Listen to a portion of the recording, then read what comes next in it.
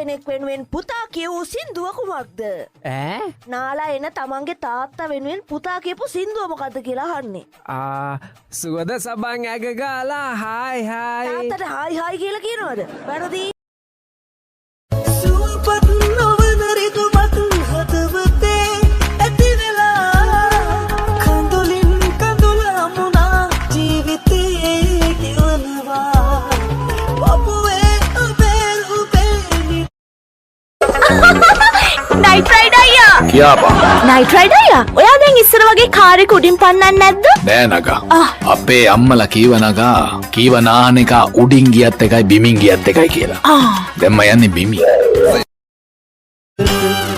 මල් විල මල් පිපුණත් තහනම් නීතියට ඒ සියලුම මල් වල ඇති සුවඳ සිතාරියට ඉවි මල් විය ඉවි මල්ලි මේකට ලක්ෂ 10ක් ඇතුළනේ. අපෙන් ගත්තත් ඉතින් ඇදෙනවා ඈ. මට වගේ සල්ලි ටික දෙන්න එහෙනම්. මෙතන ලක්ෂ 10ක් මත්තයා. දැන් දෙන්නේ නැහැ සල්ලි. ඒක පස්සේ ගන්න වෙන්නේ ඉතින්. දැන් මං ඔයාට රුපියල් 20ක් දීලා ටිකට් එක ගත්තා. ඒකට ලක්ෂ 10 ඇදුණා. ඔයාට දැන් ලක්ෂ 10 දෙන්න බැරි නම් කරුණාකරලා මේ ටිකට් එක තියාගෙන මට රුපියල් 20 දෙන්න. හිතලගම දැවටෙනා උරුපෙමක පැටලෙනා රුවනාරි මනහාරි සුකුමාලි නුඹ තමා අනිකේ මගේ හිතේ මුදුවේ නුරා හැඟුම් යාවි. Look, I want to ask you something. Yeah, tell me. Will you be my Valentine? Will you what? Valentine. Cosas suena ra ra Scooby Doo pa pa pa pa pa pa pa pa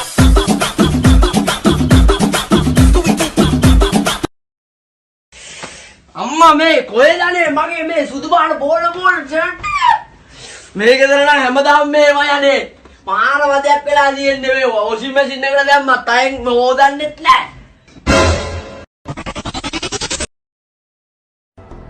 කාට හරි ආදරය කරලා තිනවද? එයාව ලිප් කිස් කරලා තිනවද? එයාව hug කරලා තිනවද?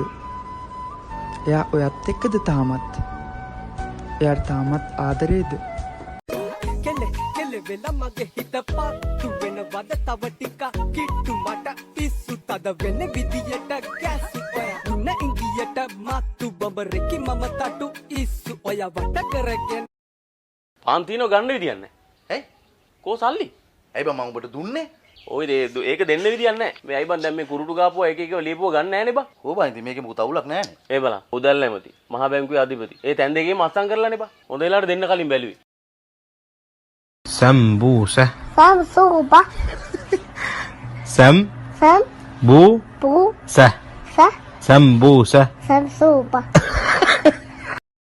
සිහිනල් වූ ආදරේ සෙවනල්ලයි මා ඔබගේ දිවි ගමනේ හැම බවයේ මට ගෙවියන් දුම් පිරිනේ ඔබ ගැන මතකේ සියුමෙලි ඇඟිලි තුඩු හදට තද කොට තබාලා ඔබ සත පන්න තරු අහසේ වියනක් සදාලා සුසුමක් හෙලන හැම වරක ඔබමයි සිතාලා මගේ ආදර කතාවත් හරියට බේරවැව අතර තියෙන නෙළුම් කුළුණ වගේ චින්තු.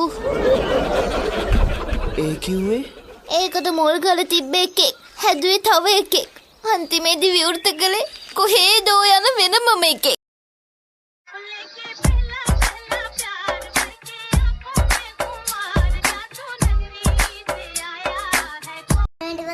ළඟට වඩා කියනවා. කාටද කොහෙටද ගියේවා? මට කිව්වේ ආడ මල්ලි. කොහෙද ගියේ? නිපුණියක් කළා දිහාට. හරි. මොනිටෝරි යල්ලා. ඊට පස්සේ මොකද කිව්වේ? හිතා ගන්න බෑ ඔබත් මායයි කියා.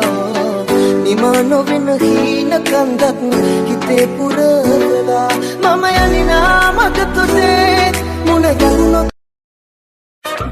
අයියේ මගේ සුදු අයියේ ඒ ගොනා විකුණලා දැන් හෙනකල් අලුතින් හිතලා බලමු පණ උණක් ගෙන දෙබස් අහලා තැන්